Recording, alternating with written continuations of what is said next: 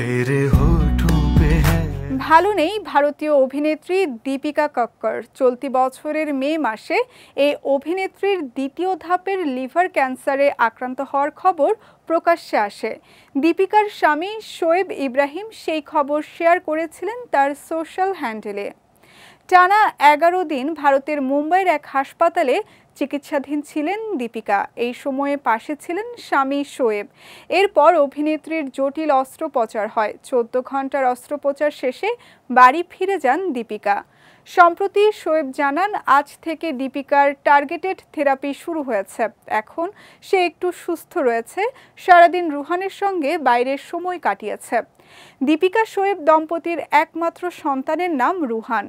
একদিন পর আরও এক ভিডিও পোস্ট করে শোয়েব বলেন, আজ দীপিকার টার্গেটেড থেরাপির দ্বিতীয় দিন। দীপিকার মুখে একটা ক্ষত দেখা দিয়েছে হঠাৎই।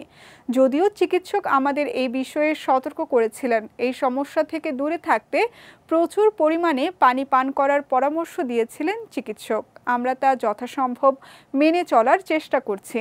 হাসপাতাল থেকে ফেরার পর দীপিকার জীবনের চেনা ছন্দে ফেরার চেষ্টার কথা জানিয়েছেন অভিনেত্রীর স্বামী।